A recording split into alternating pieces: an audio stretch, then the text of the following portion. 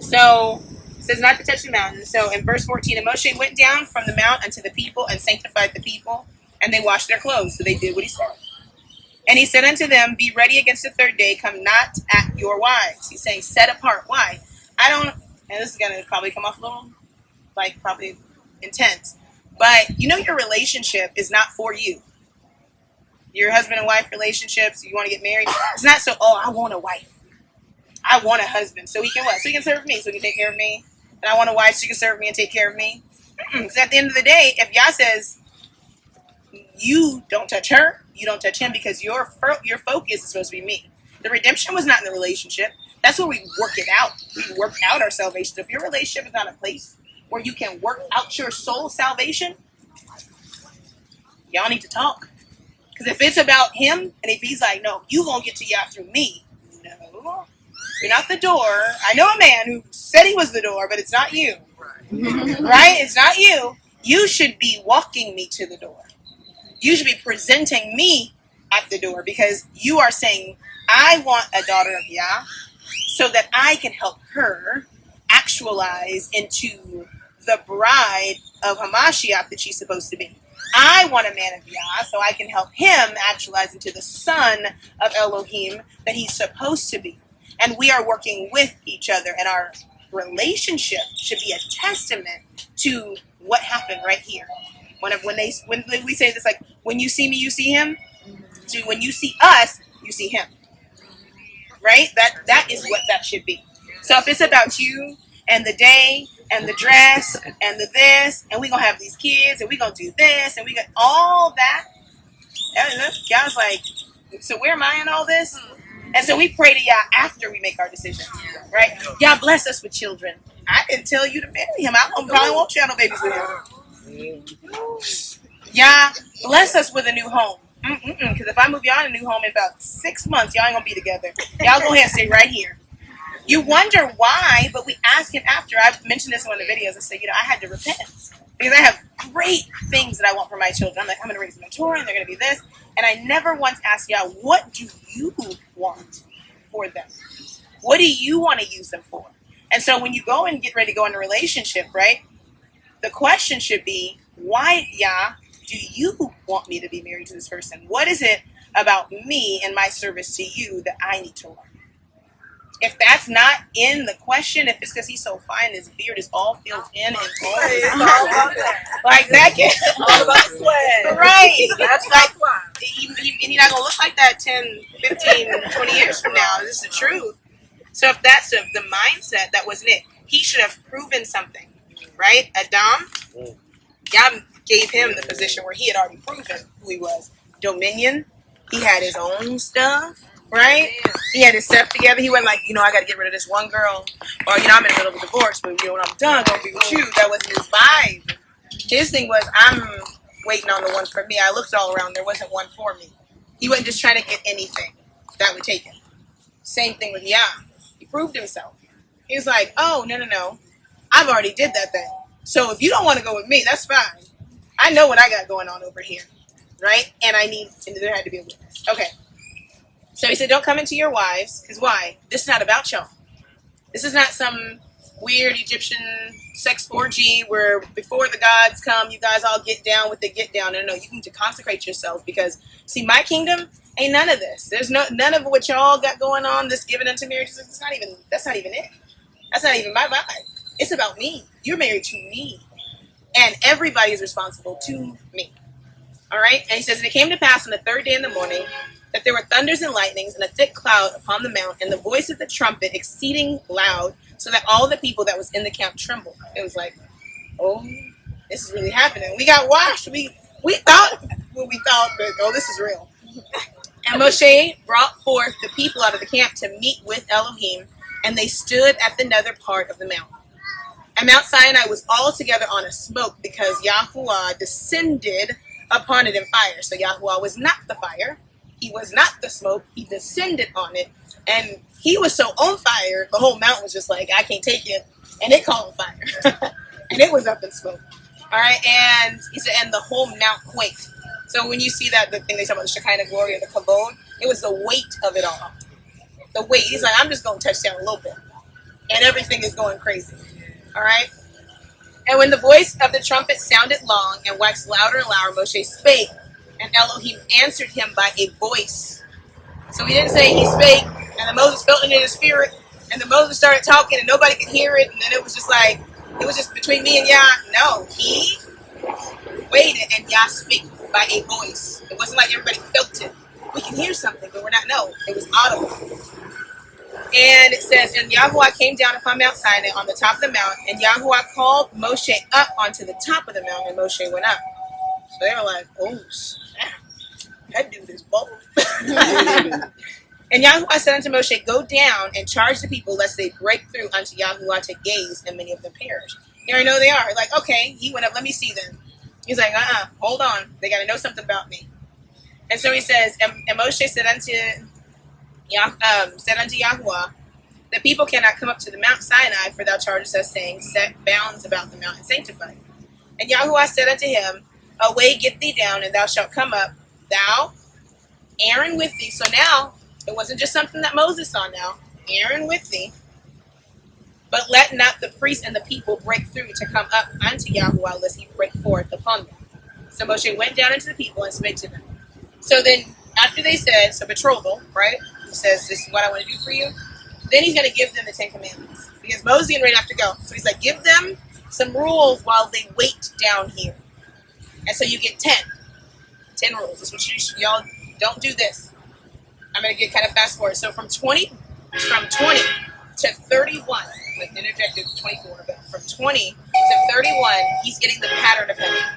So Yah is telling him how the priesthood is supposed to work, how the tabernacle is supposed to be built. He's giving them the instructions for the relationship. So the 10 Commandments were just that, I'm going to be right back.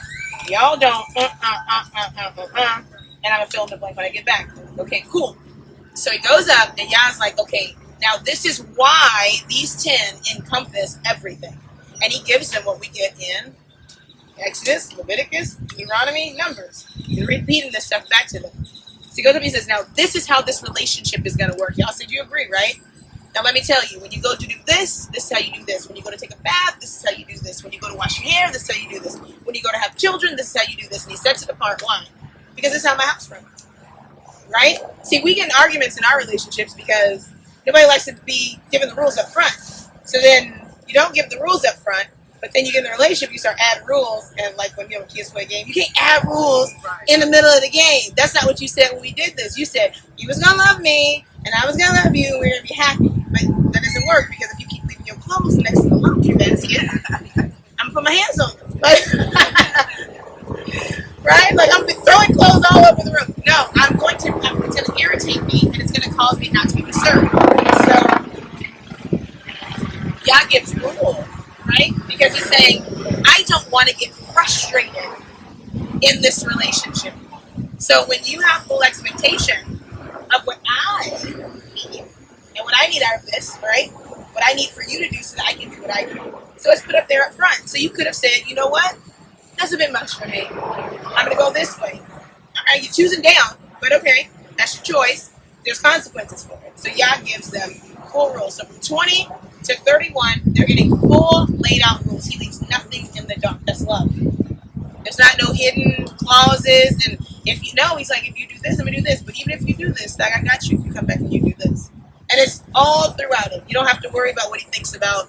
What you want me to smell like this. And this is the anointing, and this is the oil, and this is how you bathe. He's like, all that is all laid out. What kind of sacrifice do you want? Oh, you don't have to guess on that either. This is the kind of sacrifice I want, and these, and don't give me this. And this is what you can eat, so don't bring this in my house. So you knew up front, before you got to the relationship, what this person wanted, and if it was too much, then you could have said, no. Right? All right, so he does something else. He doesn't just leave it to the sleight of hand, I guess, like in Moses. Remember, they were murmuring just a few chapters ago. You brought us out here to die. So all this happened before that. He's like, he said, it's not me. It's not Aaron.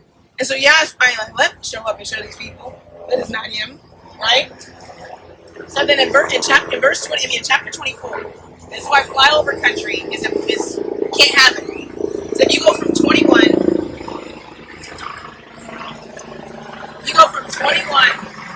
to 31, then you'll miss 24. And 24 24 is where it kind of goes down, like right in the middle. So let's look at chapter 24. So this is the signing of the agreement. So there was the agreement, right? Verbal. There's a signing of agreement. So I've been talking, a friend of mine is a lawyer, and we've been talking about this thing called the four corners. Anybody who knows anything about law? Then you probably already know, but I'm going to repeat it for everybody else. So the four corner rule is when an agreement is gone into in just regular law, right? That once that contract is signed, nothing can be added to it. So oral law doesn't apply anymore. History, or what happened before that, doesn't apply anymore. Everything is encased within the four corners of that paper or that written contract. Let me tell you why this made me go, for Torah. Because there's a bunch of stuff that happened before the Mosaic Law. We get Jubilees, we get Jash, we get all this information, right?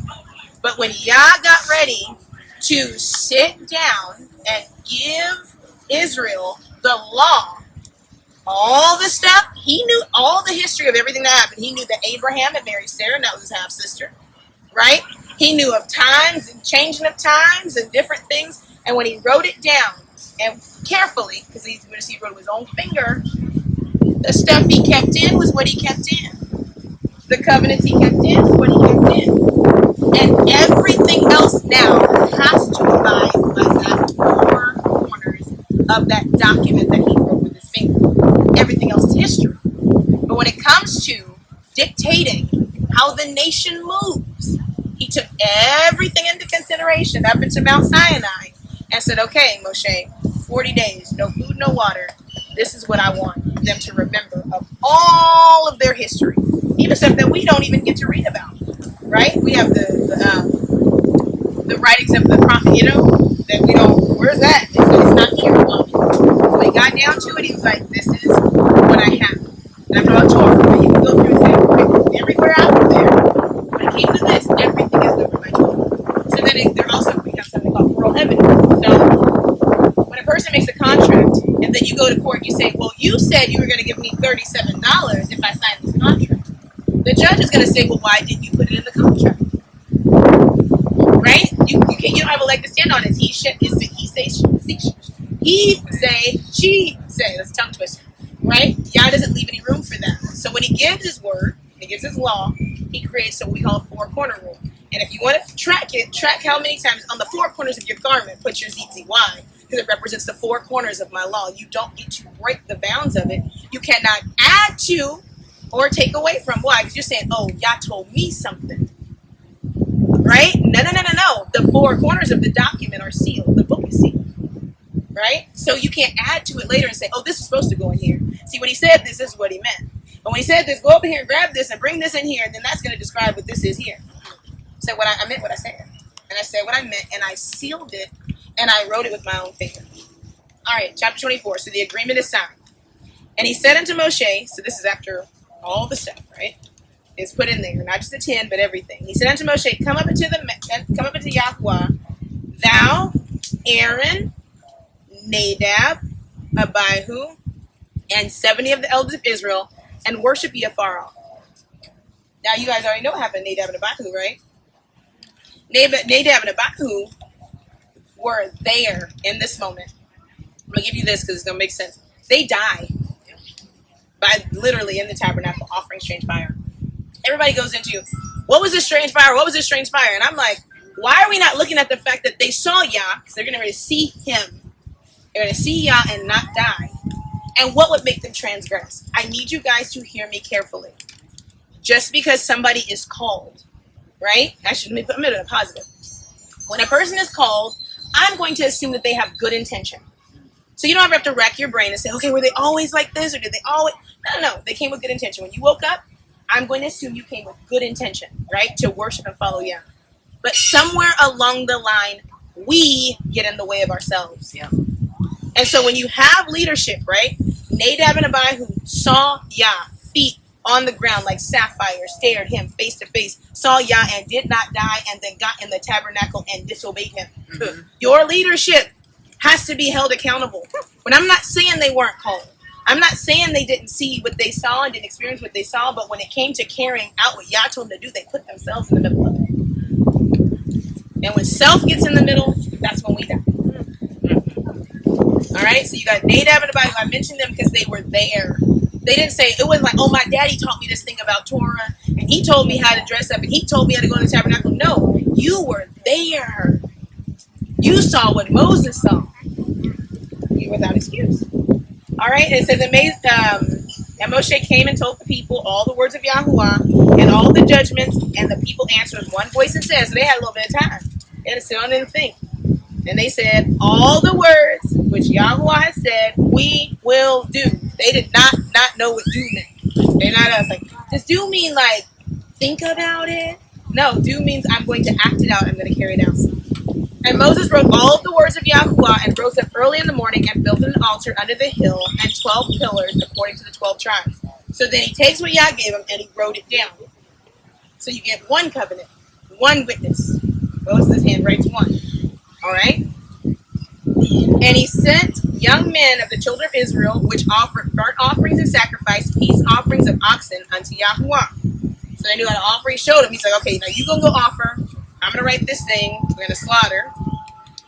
And Moses took half of the blood and put it in basins.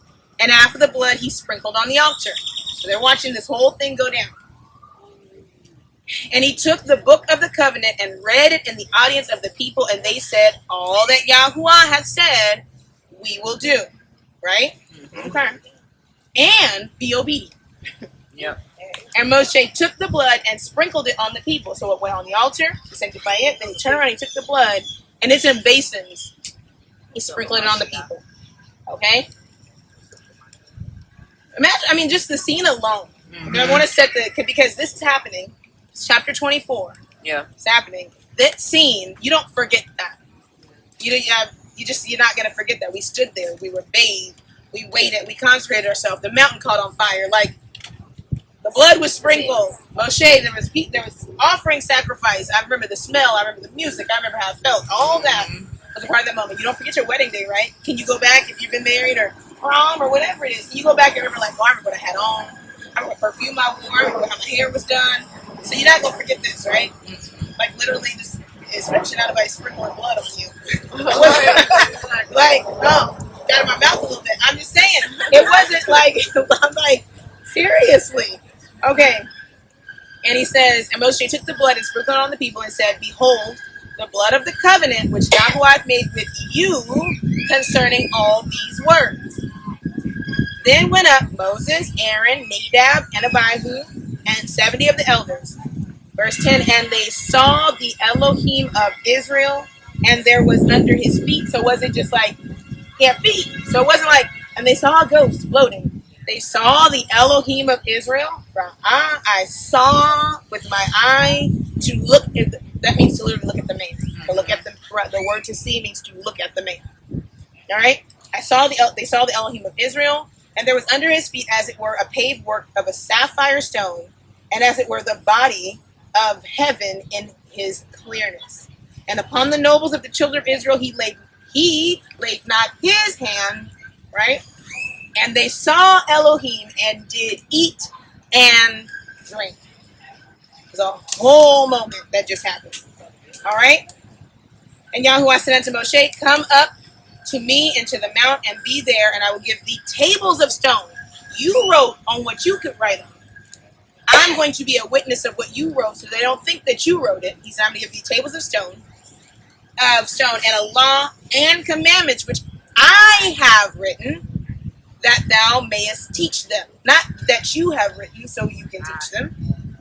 And Moses rose up, and his minister Joshua, and Moses went up into the mountain of Elohim.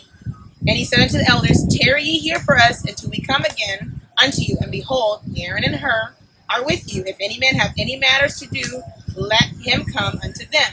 Okay, so he's like, hey, step come up. I'm me and Joshua, we off. Y'all here, you saw what happened. Witnesses.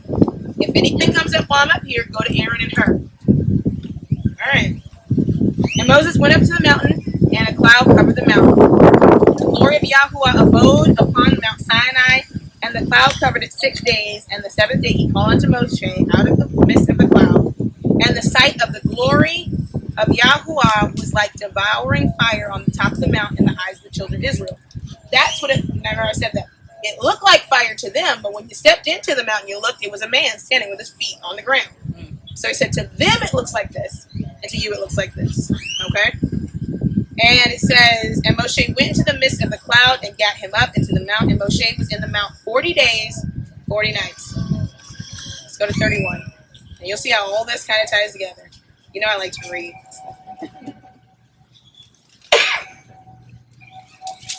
All right, chapter 32.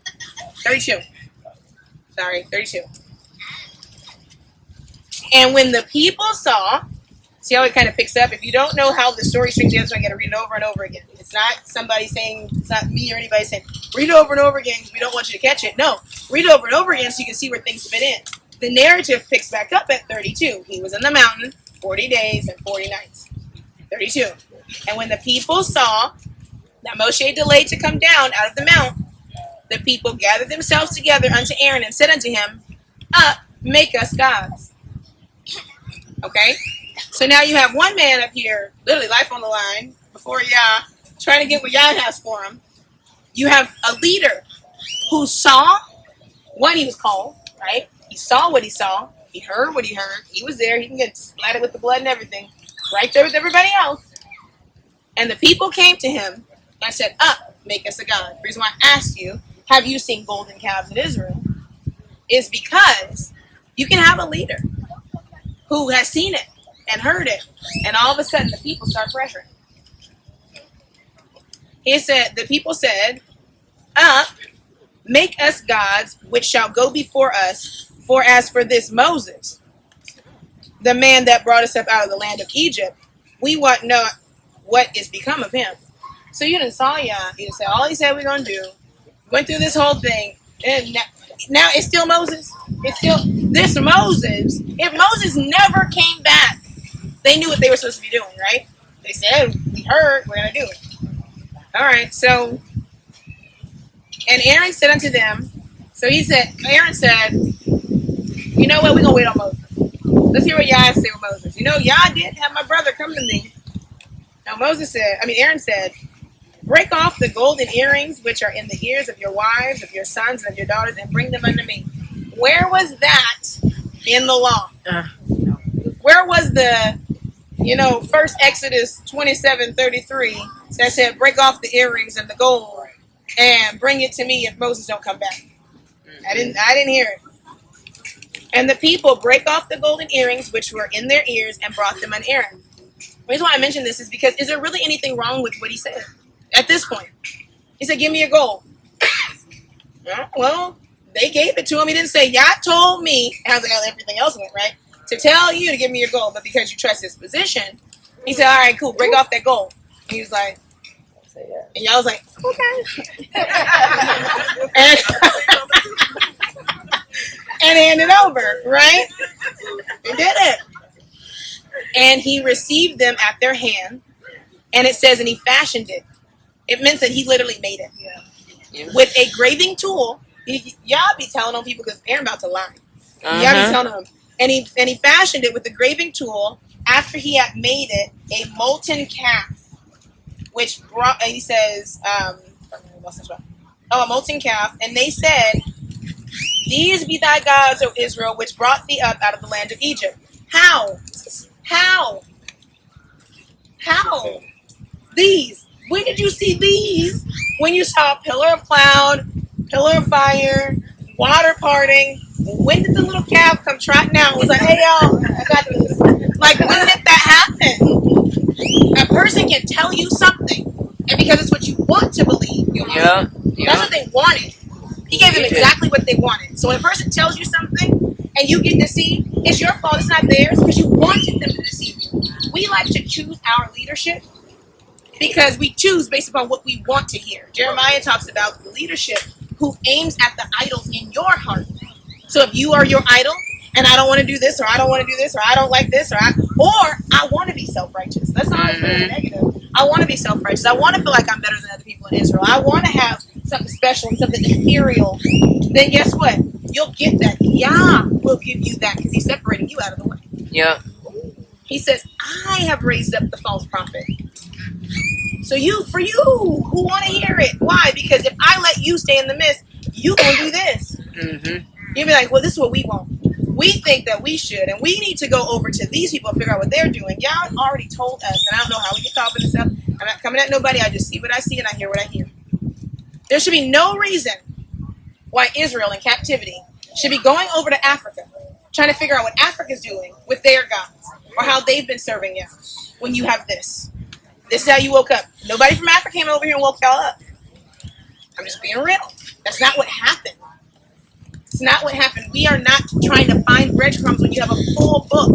But if you're lazy and you don't want to read this book, then a person can give you anything. You say, I can see how that can fit in there. Yeah, you can see how it can fit in there, but you never read it. Because I can't see how it fits. I don't get it. I don't see where it lines up. I don't see where it says to do some of the stuff I'm seeing people do in Israel. I don't see it. I don't see how it shows us to talk the way we talk to people. I don't see how it shows us to treat other nations the way we treat other nations. I don't see where it tells us that we should be acting like we're better than people, where it said, I've made you a light to the nation so you could serve. You didn't have to be the slave. You chose that in your disobedience, but you were always the light so that you could be the way people came into me. They don't stop at you. Well, if they don't know that we Israel, then man. Like, really? Because that's the prerequisite now for following Yah for people. Because there's a lot of stuff you don't know. There's a lot of stuff we all don't know. But where do you get in? So you made that now the entry point. The entry point is how a person comes in. They're going to learn truth if we operate in truth throughout our journey. Because a lot of us have gotten stuck on one or two things. Right? So good. Okay, so you don't eat pork. Great. Like, it shouldn't have been left undone from the beginning. Like, you never were supposed to. So now you want credit for swimming. Like, you're a fish and you want credit for swimming. You were made to swim. Your body was never made to have pork. You're not doing Yah a favor. But somehow we feel like we are. Right. Right? And so then when the person comes to you and they try to get you puffed up in what you should have already done, like that fish, like, hey, you better feed me. You see me in here swimming. Like, that's how we treat Yah. Right. You see me over here keeping your commandments. He's like, oh. Yeah, the weightier matters you shouldn't have left undone. Like, you want credit for that? No. How about that love piece? Because that's something y'all ain't really got down here. Let me see how you can do that and this. Like, let me see how you work on that pride. Yeah, I like that. And then I can say you actually understand what I'm saying. But until you do that, he's like, oh, y'all want to get out of captivity to do what? To die? Because that's what we're going to do. Some of us going to be over here looking at somebody over there, and they're going to be looking at us like, and some of them have a golden calf, and some of them are going to be doing all kind of strange stuff, and it's going to be a few people who just keep and do what Yah says. So is that why we're getting out? Because we can do that right here. We can all probably live in this park for all the Hebrews that's probably woke all over the world. Like, literally. We have this idea because when you focus in, we used to watch this thing at home called Mind Games. And it's a show where they'll start off the show and they'll run a series of images. And they'll say, did you see the football?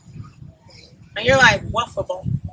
Like, and it's like a scene where and because they started off and you chose what you were going to focus on, you didn't see the football. And literally it comes like straight out of the scene when they say, now wait for it. And at this many seconds, and you're like, that whole football was there the first time. They're like, yes. And they go through and explain to you why you weren't able to see it the first time. That's us. Right now, there's sleight of hand. It's like you hear one thing, you see something else. Why? Because that's what you want. So it's Israel, right? Who are supposed to be a light to the nations. He said, I literally, like, even our scattering in its punishment was a blessing. How would everybody around the world hear? I don't know if any of you have this thought. When I was in Christianity, I was like, how is everybody going to hear the gospel? You always hear, like, God can't come back until everybody hears the word. And I'm like, how? How is that going to happen if it's just me and my little Baptist church? And I know the world is much bigger than this space. How? Yeah, I had already figured out. He's like, y'all going to be disobedient, and I'm going to send you out to the four corners of the world, and I'm going to start waking y'all up. And as I wake you up, you're everywhere. India, Australia, you're waking up. And if you wake up and you're like, Yeah, it's just us. It's just those 3 of us that woke up. I said, what? Then you'll never see the other people that God's also waking up. It is the waking up that makes us go, oh, you woke too?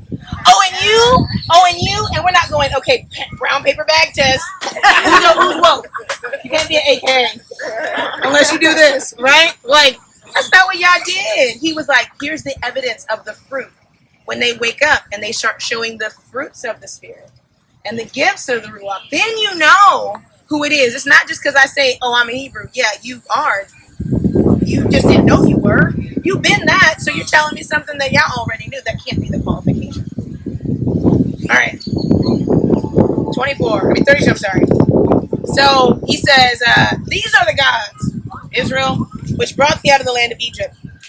And when Aaron saw it, he built an altar before it, and Aaron made proclamation and said, tomorrow is a feast unto Yahuwah. How? Where? Where is the calf feast? And he saw what, honestly, it's almost like he saw what Moses did and was like, okay, I can mimic that. A lot of your leadership are not going to Yah up on the mountain. They're mimicking what they see other leaders doing. Say that. They're not hearing from Yah. They're like, oh yeah, they had a Passover. They went and bought lamb, and they went to that little Mediterranean restaurant, and they got some tablecloths, and then they put up a registration form online. Okay, that's straight. And what else? Oh, okay, and all right, straight. And when you get to the feast, and I have the same problem. I'm not talking from an outsider looking in. I'm talking from an insider being inside. I've gotten a feast, and I started going, what are we doing? This is just my personal, like in my head. I am in captivity. I have no land. I am disenfranchised. My people are killed in the streets daily. And every time a feast comes around, I turn up. Mm-hmm. I'm not saying not to keep the feast, that's what I'm saying. But a part of that feast should be mourning. Because it's only a memorial. We're not doing anything.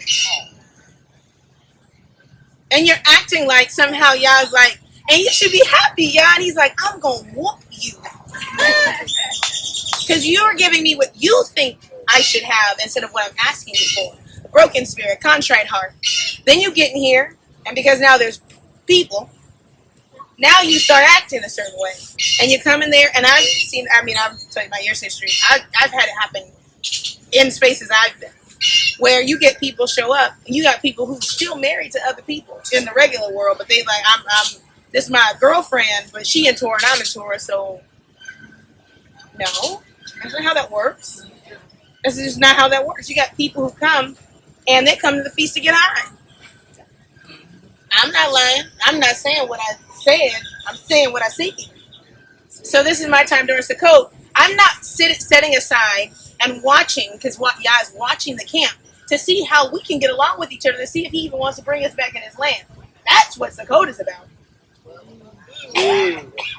If you can't camp in a park, how are you going to camp in the wilderness? And then you got people who come there and was like, I'm going to smoke weed all week since I have the week off. Well, I'm not saying what I've heard, I'm telling you what I've seen. So when your leadership, when our leadership, because I'm not trying to do all of it, doesn't say before you come here, not give me your money, this where you meet up, this where your tent spot gonna be, before any of that, what you've been doing all year long.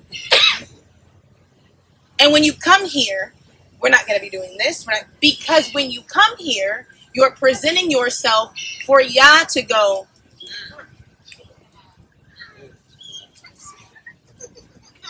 40 more years. Like, I'm just being straight. Like, you guys act like Yah owes you to get you out of captivity at the end of 400 years. You don't owe us nothing. Not a thing. Owed us no thing. Nothing. He marched those Hebrews 40 years in the wilderness to all of them died. He can do that, you know. That's his prerogative. That's his business. And we keep acting like, let's go on in, turn up. You're like, okay, no. He owes you nothing. He already did enough by waking us up. The fact that we want more without doing more is a problem. It still shows the condition of our heart as a collective. So we feel good about being in captivity. Show us how to wear this. Show us that nice shirt you're wearing and the fringes. Show us that. Yeah, we're going to put that on. You walk around, you're like, ooh. Y'all call them whitewashed tombs. Right? Yoshua was like, oh, y'all dead on the inside. You got all the outward stuff. You all polished up. We look good. Dead. Condemned building. It's a facade. Because the heart is all jacked up. Aaron's heart didn't get pricked by seeing Yah. And a lot of us, our hearts are not pricked by seeing what Yah's doing in our nation. So we start making up our own stuff. Aaron's heart wasn't in it. Y'all gonna show him something. So he said, and they rose up early on the morrow and offered burnt offerings and brought peace offerings, and the people sat down to eat, drink, and rose to play. Ain't that what we doing? Mm-hmm. Oh, now we offer offerings. Yeah, you so happy. And they rose to play. He didn't say worship. They was playing. What we're doing is playing. Play. And Yahuwah said unto Moshe, go, get thee down, for thy people, which thou broughtest out of the land of Egypt, have corrupted themselves. He's like, these ain't my people. Now your parents say that, go get your daughter. At this moment, that ain't my child, because I wouldn't have done that. Go get your people. And by your people, he meant your brother.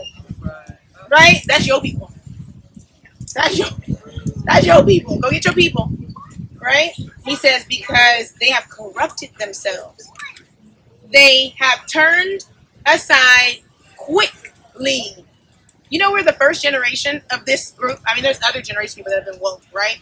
But most of us are first generation. Our children are going to be the first children who are born into this walk. Right? So quickly, it's already turned away. We already corrupted. We look around at each other, we're like, look at this. We already messed up before the children even get a chance to step into something that's functional. We switching dates and times and moving stuff around, and now the structure of the earth is all off, and they like, oh, I don't know what to think. My mama done lost it. We mixing up everything. It ain't been woke for 5 minutes. Most of the people that come with this revelation, I've been putting this out there, they are reading things from online. They're not reading this. Where'd you find it in here? Show me. But I can see where you found it in 1896. And I can see where you found it in 1942. Why? Because when the Ashkenazim were waking up, right? They had to fit a counterfeit, to make a counterfeit fit. I have to make sure there's no things that are off. Right? So if I know if I do it like this, it's going to line up with this, and then it's going to line up with you. So I got to just kind of tweak it 2 degrees to the left. So then I sit juxtaposed to truth. And so then you go back and you say, oh, I don't follow them. I don't follow white people. I don't follow the Ashkenazim. But when I look back, you're reading what they wrote. They were confused. Not against anything in any calendar. Watch it. I did calendar. So I'm going to tell you this. There were 3 calendars in operation throughout the Bible.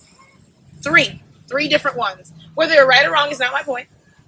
But Yah dealt with those people the whole way through. He didn't say, because in Ezra's time they came out of Babylon and they had a different calendar. I ain't fooling with them no more. Nope, he brought them out of Babylon with a broken Babylonian calendar. So this idea of keep arguing about something that we can't unify over, yeah, go play then. Go play on whatever day you want to go play, because that's what you want to do. You want to isolate those of us who are like, I hear what you're saying, but not quite. So that y'all can go over there and play with all the cows. Because if we all get to the same place and I pull up at the spot, I'll be like, what are you guys doing? Like, what is this? Where is this in Torah? Where is this stuff y'all doing? Show me where it is. Show me. Don't make up something.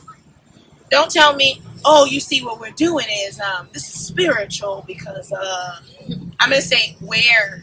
Show me. Show me where it tells us we should do that. Show me where it tells us that those should be our practices and our actions. I know it feels good.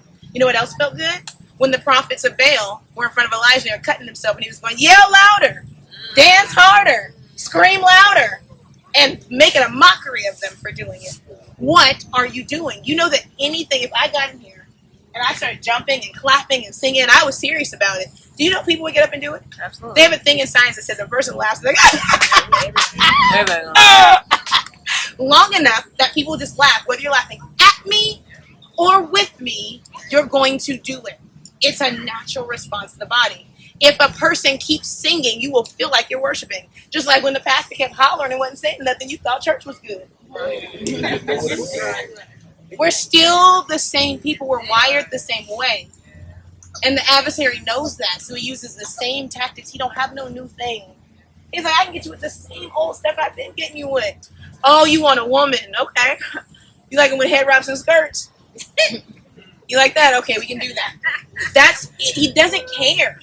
I believe that the adversary wants us to wake up. Y'all keep thinking he don't want you to wake up. No, he wants you to wake up because he got prophets he already put in place. Boom, boom, boom, boom, boom.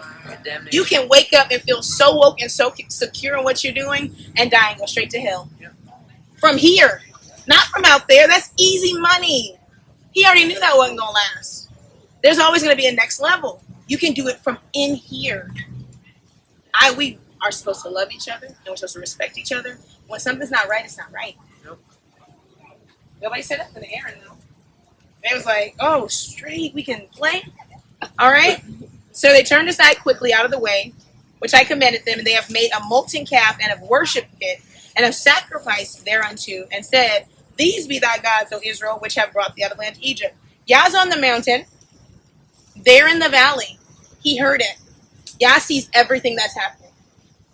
It's not like, oh, Yah don't see this. He said he heard it. They said, and they doing, and he up here and he down there, right? So he sees it. And Moshe said and Yahuwah said unto Moshe, I have seen this people, and behold, it is a stiff-necked people. Now therefore let me alone, that my wrath may wax hot against them, that I may consume them, and I will make of thee a great nation. I'm gonna kill them all. Most Hebrews would say, okay, yeah, good, straight, yeah, get rid of them. That wasn't Moses' heart, though, which is crazy. He was like, and Moses besought Yahuwah, his Elohim, and said, lo, why doth thy wrath wax hot against thy people, which thou hast brought out of the land of Egypt with great power and with a mighty hand? So he don't really know what's going on. And he still don't quite get it either. I keep I've said it a bunch of times. Everybody was figuring it out. Moses is learning. He's just a willing servant. So he's like, why are you so mad? Because Moses he about to be so mad in a second too. He's like, yeah, you so mad. Okay, but what they do? I just told you what they did. He couldn't see it yet. And wherefore should the Egyptians speak and say, for mischief did he bring them out and slay them in the mountains, and to consume them from the face of the earth. Turn from thy fierce wrath and repent of this evil against thy people. Remember Abraham, Isaac, and Israel, thy servants, to whom thou swearest by thine own self, and saidest unto them, I will multiply your seed as the stars of heaven. And all this land that I have spoken of will I give unto your seed, and they shall inherit it forever. And Yahuwah repented. So it doesn't mean he was like, you know what, man? Ooh, right. No, it was like, you know what? He turned. The word is teshuvah, where he was going a particular direction. He's like, you know what? I hear you. And if that's where your heart really is, when I said I would just work with you and destroy all of them on your righteousness, I'm going to save your people. That's what it was. That's what it was. It wasn't like Yah was not, because he marched him and he killed him in the wilderness. He didn't go back on what he said he was going to do. So Yah wasn't wishy-washy. He was like, you know what? I like you, dude. And because I like you, that's what we're going to do. So he says, and Moshe turned and went down, verse 15, from the mount, and the two tables of the testimony. So he's like, okay, we good. I'm going to talk to my people. And I'm going to show them all that Yah's done and all that I've seen. And he's carrying these tablets, right? And he says, were in his hand. The tables were written on both of their sides. So this image that we have of just like the tables were just like writing on the front side. That means that the tables had everything on both their sides, right? And on the side, on the one and the other side, they're written. And the tables were the work of Elohim, and the writing was the writing of Elohim, right? Graven upon the tablets, the tables. And when Joshua heard the noise of the people as they shouted, he said unto Moshe, there is a noise of war in the camp. And he said, it is not the voice of them that shout for mastery. He's like, that's not war fight. Nuh-uh. He said, neither is it the voice of them that cry from being beat or overcome, but the noise of them that sing I hear. So he's like, wait, y'all's up here mad, gonna kill him. And I know you holy, so let me go check. Singing. And it came to pass, as soon as he came nigh into the camp, that he saw the calf and the dancing. I asked you where the golden calves in Israel. So he's like, oh, they're not sad. Oh, they dancing. They happy about what they did. They're not scared or nothing. And it came to pass, as soon as he came nigh into the camp, that he saw the calf and the dancing, and Moshe's anger waxed hot. Oh, now he mad.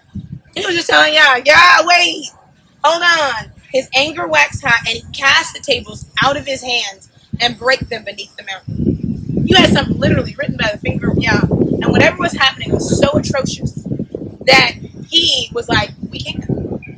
How are we going to do this? If I take this down here to them, what?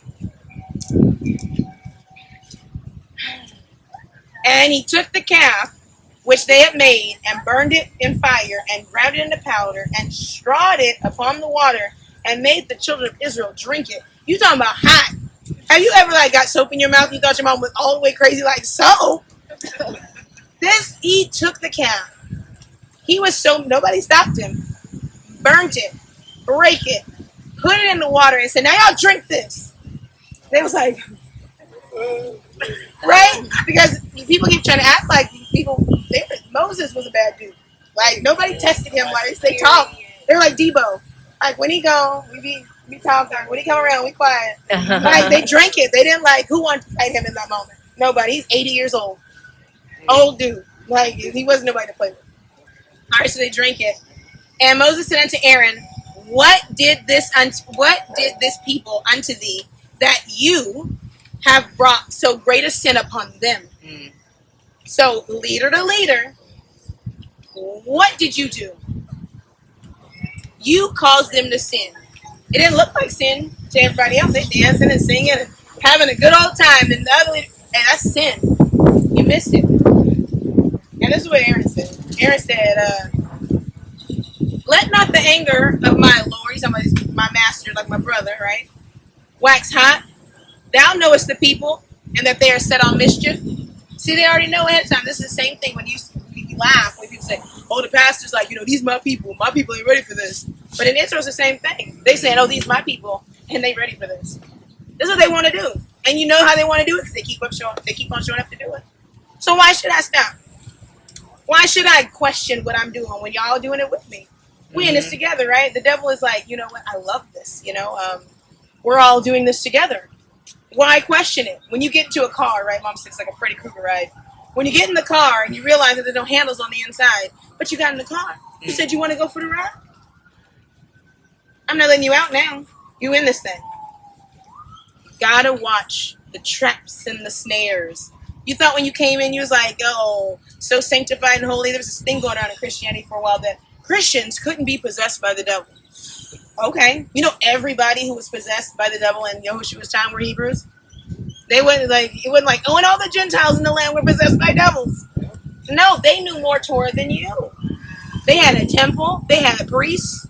They had John. They had Zechariah. And they had Messiah there. And had the devil in them. Don't keep looking on the outside. Right in here. Right in here. So you think that we can't?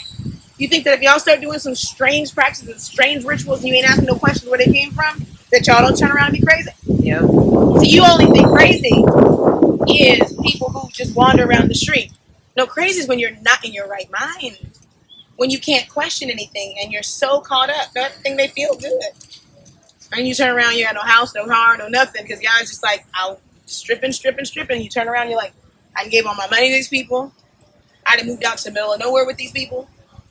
And then now, where I'm going to go? I sold my house, sold my car, and moved out here, and now they're crazy. And now I can't go nowhere. I don't have nothing. Ask the people over in Israel right now.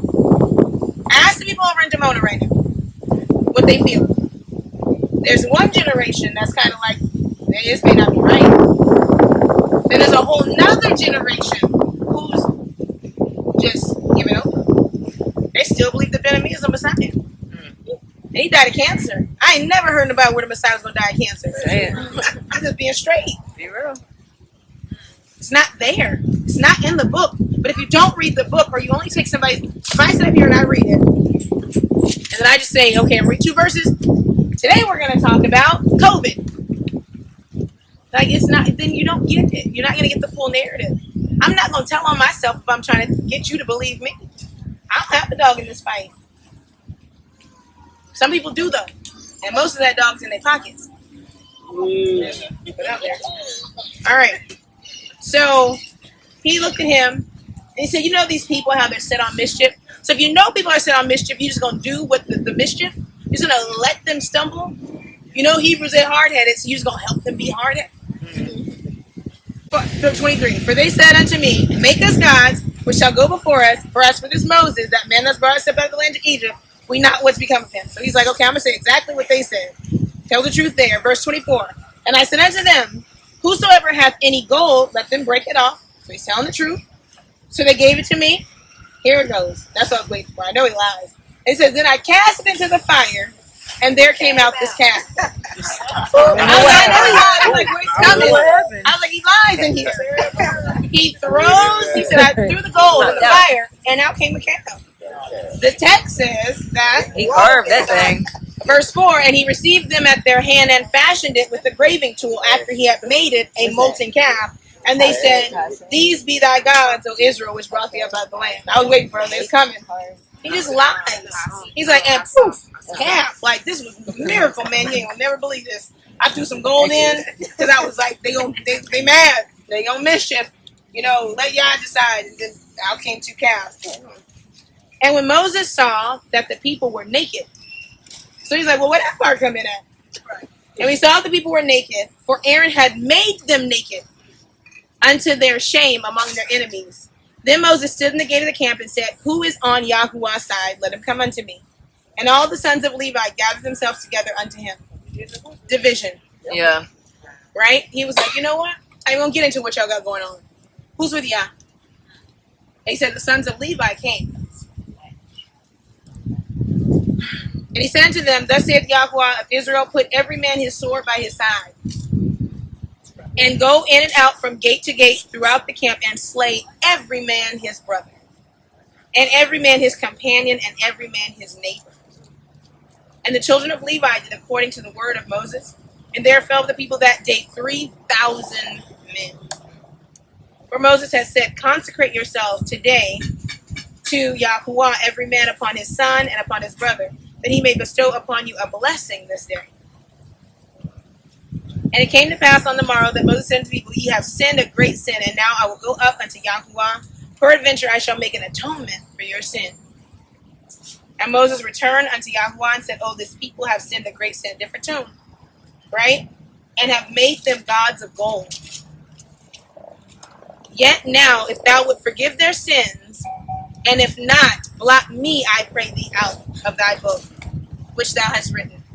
And Yahuwah said unto Moses, whosoever hath sinned against me, him will I blot out of my book.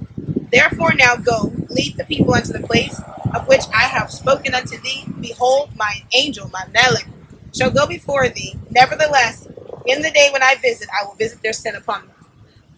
And Yahuwah plagued the people because they made the calf, because they made the calf which Aaron made. So he asked the question, right? Come into this walk, get all married, golden calf stage. There was a separation between who was with Yah, right, and who wasn't. And they were led by Hebrews into idolatry, into sin, in the name of Yah. These be thy gods, which brought thee out of Egypt. So, keeping your eye and your ear open. The reason why I'm asking, the reason why I mention this is because I don't think I'm not one of those people like, we it's this close and this close.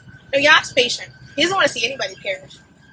But there does come a time where judgment is executed. And I don't know if you're watching the trend, but I always feel like the sleight of hand thing I'm talking about. They got you focusing on COVID. I hear all these leaders, COVID this, 5G, they talking about current events. I feel like people talk about current events because y'all's not talking to them. I'm not saying current events are not important, but when the only thing is current events, then do you know that the current, are you want to talk about current? Current runs cyclical. If y'all's whooping everybody else, guess where it's coming back to next? Right in here. It's not passing us over.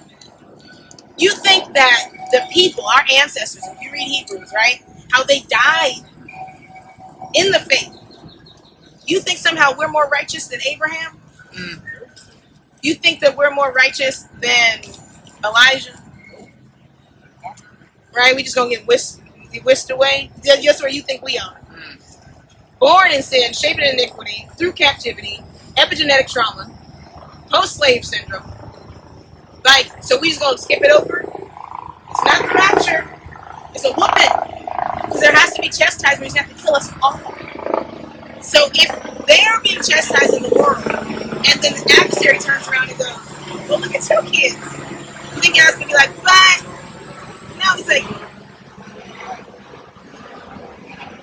but if you come and point out my kid's doing something, I'm not gonna blame you for it. I'm not gonna blame the kid next to him for it. I'll beat him. I'm just telling the truth. Especially if it's something that I told them not to do. So I'm gonna be mad just because somebody didn't say something to you about it.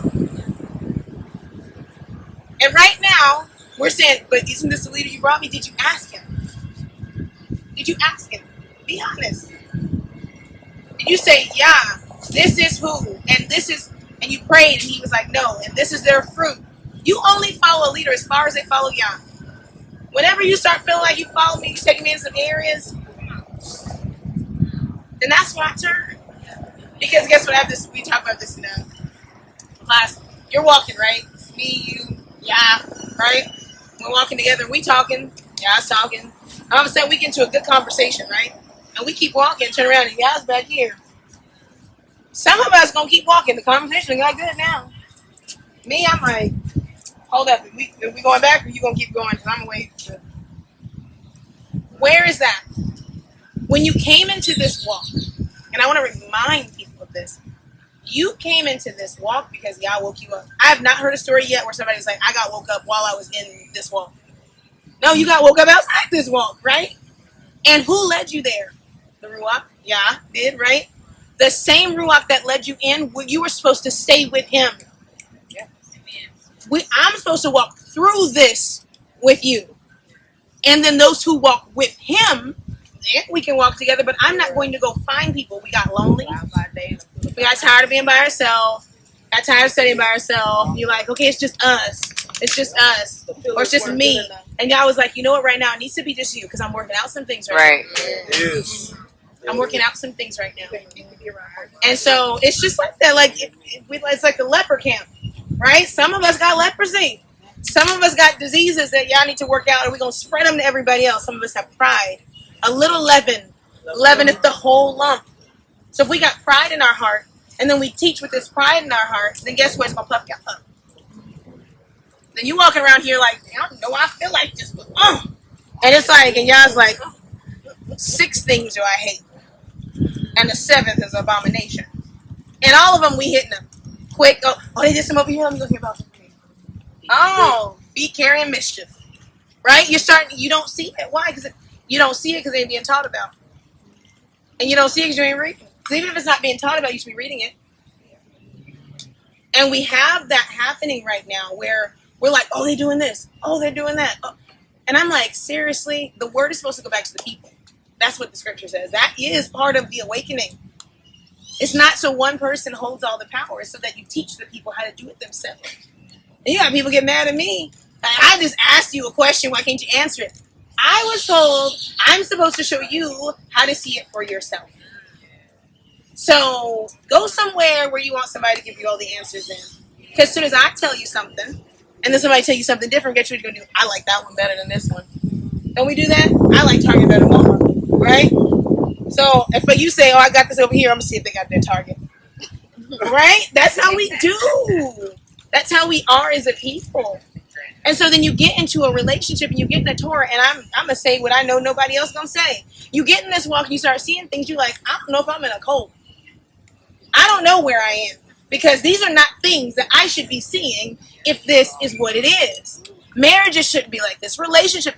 Where is the first part of Deuteronomy 28? I'm out the second part.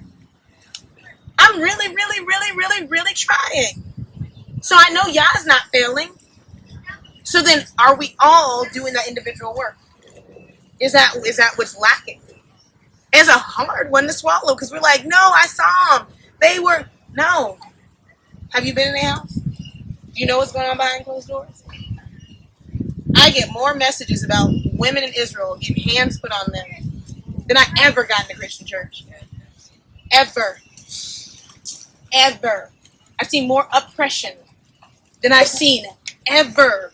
So you wonder why your kids sit here and they sit quiet when you take them to Shabbat. They will be out there. They're not coming in here. It's hard. You're talking about teens doing this? This? We've made it grievous. Now it's 10 minutes. You talk to one person. Oh, you got a person here. You try to keep your teens clean and sober. Now they say, oh, no, turn up. Get you a bottle. Get you a blunt. That's your right. Get you a second, third, fourth, fifth wife. That's your right. Do you? In here. That's not the world telling them to do that. That's not. And we don't want to look at it because it's like that trauma that we've all had in our home, right? You don't talk about what happens inside the house when you're going outside the house. You don't do that. No, because if we say that, the people don't think that they should, because I feel like it. I don't know. I'm at the point for me. I have family who follow, who watch. I bring them around no Hebrews. Last time I brought my family around Hebrews, a man showed up with 2 wives and 8 kids. And the one woman wasn't his wife. He said, this is my wife in training. We're going to see if she going to be here. I said, okay. Last time I brought a Hebrew by, they played cool and coy until they was crazy out of their minds. Not clinically crazy because they got checked at the crazy hospital. They said they wasn't crazy. They was really on some other stuff. Found out they was playing with familiar spirits into some Yoruba. I'm just saying. And nobody called them out on it. And when the other leadership that knew about this person didn't say anything because they doing the same thing they doing. Can't say nothing if that's what you're doing.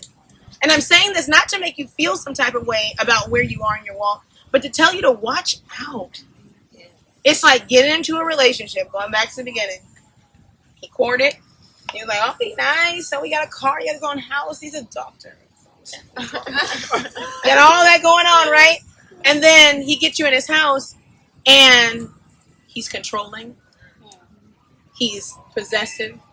He's isolated you. That's what's happened to a lot of these groups and a lot of these camps. Now you can't, don't talk to Royal Roots because you know Huldah. She got on that friendship bracelet. Just saying, it says BFF, my baby. We both have one. I like, come on. Judge the fruit then. So you let a person say something about one person, be like, oh, I don't rock with her. Okay.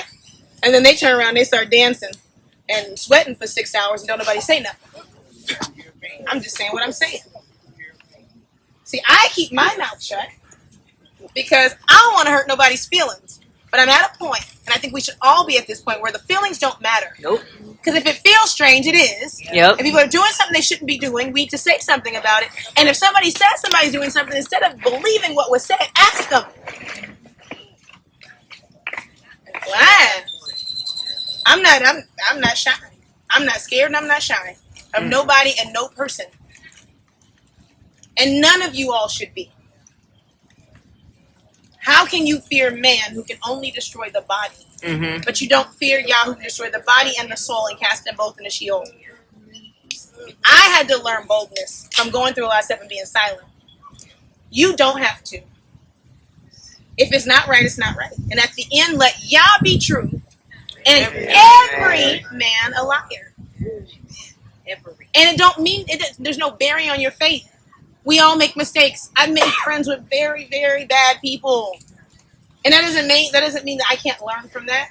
And if you chose bad leadership or if you're under bad leadership, if you don't see what should be done and you haven't gone to that leadership, I challenge you to and say, hey, why are we doing this? What does this fit in the larger scheme of the nation? Why are we separating? Why are we doing these things? And if they don't have an answer for you, do just like they told you to do them Christian pastors. Pack your stuff up and leave. It's okay when Pastor Pork Chop say it, but it's not okay when they say it. It's not okay when we do it to them. No, it's a two-way street. Everybody can get this work. That's just what it is.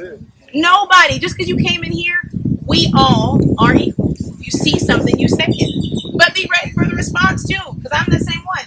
Don't not do your homework. Yeah. So if you come because of something you thought, like you better be reading, because if you come, I'm going to listen. I'm going to take notes. And I'm going to ask you 1,000 questions. So what about right here? And what about here? And what about here? And what about here? And what about here? And then we can dialogue back and forth. But I'm not going to let us walk away and say, well, that's what you think and that's what I think. We're going to come to the same page, because that's what unity is, right? We don't have it together. The scripture says when we get back, when Yah gathers us together, he's going to take us to his mountain to teach us. So this idea that everybody has it all together, not saying not to do the best we can. That's not what I'm saying. But the idea that everybody has it is not it.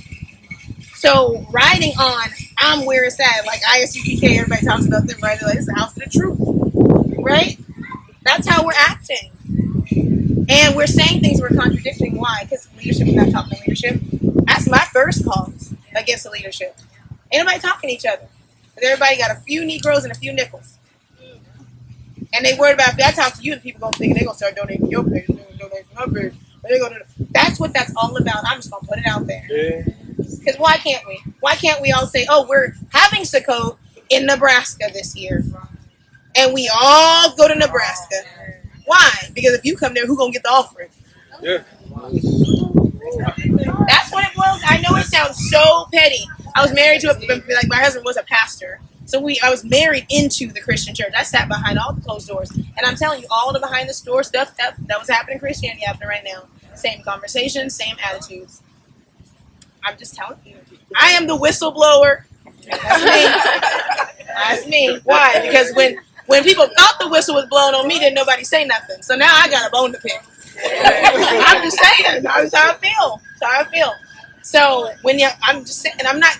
There's conversations happening behind closed doors, and people are making decisions for the people and not inviting the people into the conversation. That's why I say, let's go on JSTOR and look up where this conversation came from. Why? Because that conversation is happening behind closed doors, but they think that the people are too stupid to follow along for the conversation. Well, you got to teach the people what they don't know, right? It's just what it is. So that's why I'm asking. That's why we're here. Wellness check. Knock, knock, knock. I want to just check and see how everybody's doing. Why? Because we all get caught up in the sauce of it all. And let me tell you, the groups are going to get smaller and smaller and smaller. You know what a remnant is? A remnant is not all the black people from out of the white people. Go figure, right? A remnant is a small remain of that which remains. Right? A remnant. So there's a remnant, so there are those who are called, and there's those who are chosen. They choose it. So when Moses said, hey, who of Levi is with me? Those who are with Yah. She said, those who are with Yah come to me, and the children of Levi went. A remnant. Those are the ones who were set apart. It wasn't just because they were Levi. Those are the ones that really had a heart for what he was talking about. That's where we have to be. Our following of Yah is not determined by people. He called us all individually into a collective. And it's our responsibility to guard, to shamar, right? To guard that which he has called us into. You can't say you keep in Torah and you're not guarding his word. To guard his word means that they fought for it. They killed for it. I'm not saying killing them. But they fought. Okay. They fought for it. It wasn't because they wanted to be right. They fought for it. They knew that this is my children's inheritance. If I told you I got $1 million for your kids, and you ain't gonna let nobody say nothing bad about me. You're like, no, she got it. Like, I got the account number. She didn't give me the paperwork. I can write a check out of this account. I know it's for sure. Yah has told us that. He said, I have an inheritance for you. And you just letting people trample over because they feel good because of fringes and head wraps. You're letting people trample over Yah's inheritance and making Torah and making the family of the faithful an unsafe place to bring people into. It is. People are self-righteous, and it's making it hard. You got a person come in, a person says, God, you're like, not God, say Yahuwah 10 times, please. I'm like, you can't, like, for real? Like, the first time I know a name, I'd be like, so, was it Gwen? Right now, I get it. After a while, some people work your nerve. But then they trauma? They could be Dory. They could forget what they learned in 2 seconds. You have to learn the heart of people is what I'm saying. I use that as a very simple example. But we have all these prerequisites for people to come through the door, and y'all didn't have a prerequisite for us. We were literally pork on breath, ornaments on trees, right? Sunday worshiping heathens. When he woke us up, we learned in the midst of it. He didn't say, now get that pork off your breath and do this and do this and do this, put this on, and then I'm going to tell you who you are. So then why do we now have those requirements for people when we're supposed to be the one to say, okay, let me walk you through this. You're not going to get where I am today. You're not going to get, it takes time. Where's the nurturing? Where's that part of it? Where's the, you can't come through this door. See, your baby is mixed. Oh, that baby don't have a head wrap on. The baby? The baby. You think I'm fucking? The lady literally was like, I was going to one of these fellowships, and I stopped going. She said, because the lady kept coming to me going, sis, can you put that baby's head wrap back on? Sis, her head wrap came off again. See, so if you got something better than that, you're doing good.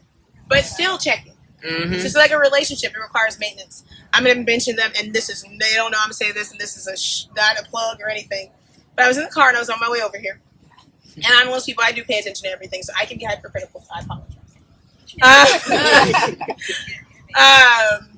But we're leaving from the house we're leaving from, and we're in different cars, and Brother Eric here, he waits. Now, mind you, they live in Houston. They know where this park is. They go to the zoo and to the garden and to everywhere else. But he waited. And not only did he wait, but he drove slow, made sure everybody could follow. And not only he was on a motorcycle, so he could have parked and came out here and been like, hey, y'all, loop around, find a park. He waited. And I turned to Lauren and I said, I love consistency. I love people who are consistent. Not saying it's perfect, but I love consistency. And because I said, relationship, right, requires maintenance. And you see the maintenance in the small things. It's not just in the date night. It's not just in the time you take behind closed doors. But the maintenance, you see it in the small things. And so in our relationships together as Israel, there has to be maintenance. There has to be a check-in. So if he would have just drove off and got here and been like, hey, where y'all at? Parking ain't that bad. I saw like 6 parking spaces. It's not maintenance. That shows a condition. That shows a part of his heart, right? So when you have leadership that's like, I got it, y'all need to get what I got. See, this is what y'all is revealing to me. That's a problem. Yeah. Because a leader walks behind the people. He should never arrive at the destination before the people. I'm just waiting for y'all to get where I am. How? How? How? How? So, now the floor is on you guys. I always end the same way Lauren the Fesha says that, and I'm done. That's all I have.